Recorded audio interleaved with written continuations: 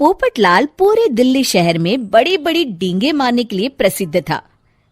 साथ ही वो अव्वल दर्जे का पेटू भी था।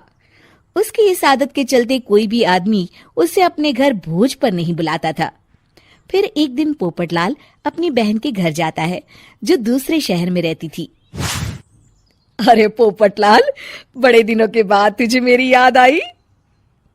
माय डियर बहना, तू तो जानती है मैं अपने कारोबार में कितना व्यस्त रहता हूँ। हाँ, तेरी बात भी सही है। अब आया है तो कुछ दिन ठहर के जाना। अरे दीदी, ये भी कोई कहने की बात है।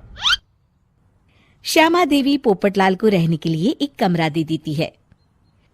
अगली सुबह पोपटलाल जोर जोर से गरारे करना शुरू कर देता है। नकुल की पत्नी नींद से जाग जाती है और घबराकर अपने पति नकुल को जगाती है। अरे उठिए, लगता है हमारे घर में कोई जानवर घुस आया है। कैसी अजीब अजीब आवाजें निकाल रहा है, मुझे तो बड़ा डर लग रहा है। अरे कोई जानवर नहीं है भाग्यवान, पोपटलाल मामा जी हैं, अपना गला साफ कर रहे हैं। इतनी सुबह सुबह? अभी तो सिर्फ 4 बजे हैं। मामा जी इसी तरह से जल्दी उठ जाते हैं। अच्छा, ठीक है। नकुल की पत्नी जैसे ही सोने लगती है और जल्दी नाश्ता भी करते हैं। क्या मतलब? मुझे अभी उठ के उनके लिए चाय नाश्ता बनाना पड़ेगा? हाँ। अरे मर गई रे, अब मेरा क्या होगा? फिर थोड़ी देर के बाद नकुल की पत्नी मामा जी के लिए चाय नाश्ता बनाने में जुट जाती है। अरे भाई वाह, बड़ी अच्छी खुशबू आ रही है। बहू, जो भी बना रही हो फटाफट ले आओ, जोरों की भूख लगी है। हाँ मामा जी, अभी लाती हूँ। देखते ही देखते पोपटलाल सारा नाश्ता चट कर जाता है। बहू, कल से पराठे में देसी घी ज्यादा डालना, आज कुछ मजा नहीं आया। हे भगवान, इसका नाम तो पेटू लाल होना चाहिए था। पूरे 10 लोगों का नाश्ता अकेले हजम करने के बाद भी इन्हें मजा नहीं आया। इस तरह रोज पोपटलाल सुबह सुबह घर के सभी लोगों को नींद से बेवक्त जगा देता था और हमेशा खाने की उल्टी सीधी फरमाइश करते रहता था। देखते ही देखते गुप्ता परिवार की दिनचर्या अस्त व्यस्त हो जाती है। अरे भाई, खाने का असली मजा तो इस घर में है। अरे माँ, ये पोपटलाल मामा यहाँ और कितने दिन रुकेंगे?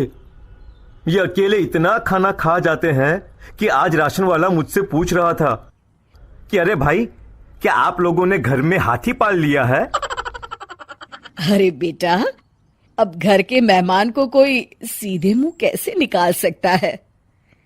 माँ जी, अब बर्दाश्त की इंतहा हो गई है। मैं अकेले इतना काम नहीं कर सकती। आखिर मैं भी इंसान हूँ। मैं कल ही अपने मायके चली जाऊंगी। अरे भाग्यवान, हम सबको मुसीबत में अकेला छोड़कर तुम कहाँ जा रही हो? जरा सब्र करो, मैं कुछ सोचता हूँ। अगले दिन एक डॉक्टर साहब उस घर में आते हैं। अरे नकुल बेटा, ये डॉक्टर यहाँ क्यों आया है? अरे मामा जी, माँ की तबीयत बहुत खराब है। तबीयत तो खराब होगी ही, तुम लोग उल्टा सीधा खाना जो खाते रहते हो। देखो नकुल, मैं तुम्हारा फैमिली डॉक्टर हूं, इसलिए आज से मैं जो कहूंगा तुम सबको वही खाना रोज खाना पड़ेगा। आजकल कितनी बीमारियां फैल रही हैं, पता भी है तुम्हें?